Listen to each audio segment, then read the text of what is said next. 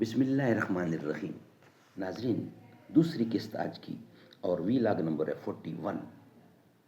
خلاصہ آپ کے سامنے رکھیں گے، پیج نمبر ہے 37، معارف القرآن جلد 2، سورۃ آل عمران نمبر 3 اور آیت نمبر ہے 19 یعنی 19۔ ناظرین، قرآن کریم کا ترجمہ، تشریح، تفسیر اور تلاوت ہم آپ کے سامنے رکھنے کو جا رہے ہیں۔ اس کتاب کا ٹائٹل ہے معارف القرآن جلد نمبر 2، سورۃ آل عمران سے لے کر سورۃ النساء تک، پارہ نمبر 3 رکوع نمبر 9 سے لے کر پارہ نمبر 6 رکوع 4، اور رائٹر ہیں اس کتاب کے حضرت مولانا مفتی محمد شفیع صاحب رحمۃ اللہ علیہ، مفتی اعظم پاکستان۔ نحمدہ ونصلی علی رسولہ الکریم، بسم اللہ الرحمن الرحیم۔ قال النبی صلی اللہ علیہ وسلم، خیرکم من تعلم القرآن وعلمہ، بہترین لوگ وہ ہیں جو خود بھی قرآن پڑھیں، دوسروں کو پڑھائیں، سکھائیں اور لکھائیں۔ قدسی اصل ہے، رفت پہ نظر رکھتی ہے، خاک سے اٹھتی ہے، گردوں پہ گزر رکھتی ہے۔ عشق تھا فتنہ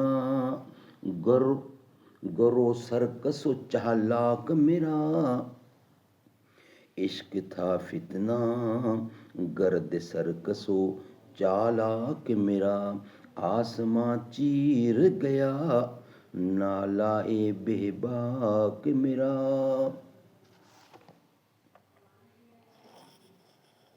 دوسری قسط، ویلاگ نمبر 41۔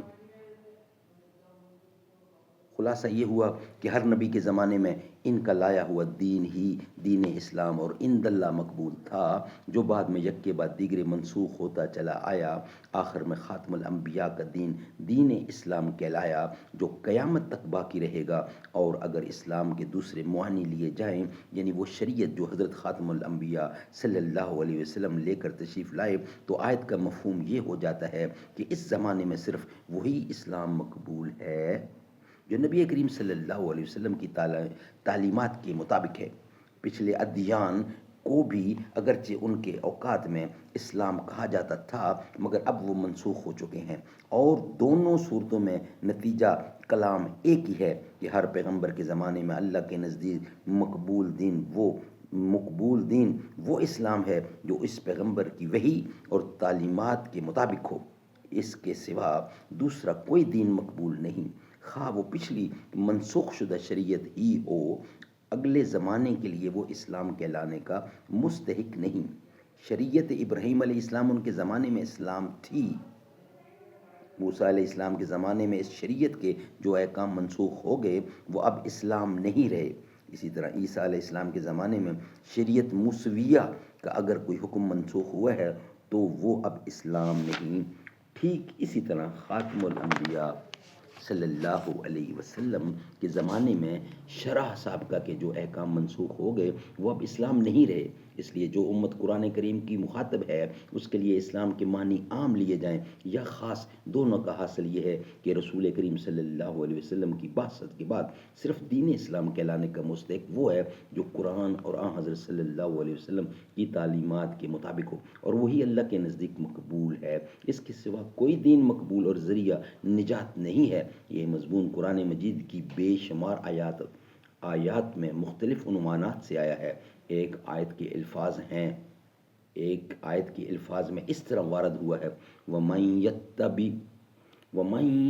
يَتَّبِغَ غَيْرَ الْإِسْلَامِ دِينًا فَلَن يُقْبَلَ مِنْهُ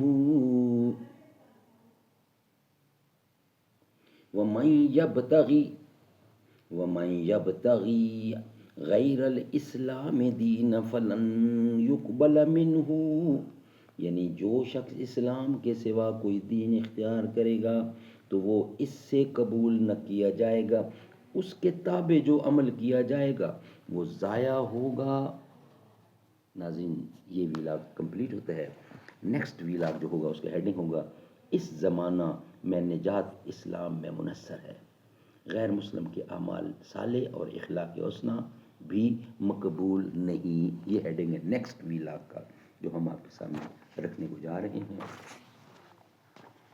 نبی چاند ہیں تو ستارے صحابہ، نبی ہیں سمندر کنارے صحابہ، ابو بکر فاروق عثمان و حیدر وہ محبوب رب کے دلارے صحابہ، انس زہد طلحہ بلال و قتادہ وہ شیر و شکر پیارے پیارے صحابہ، ہدایت ملے جن کے پیچھے چلے ہم، ستاروں کی مانند ہیں سارے صحابہ، نبی چاند ہیں تو ستارے صحابہ۔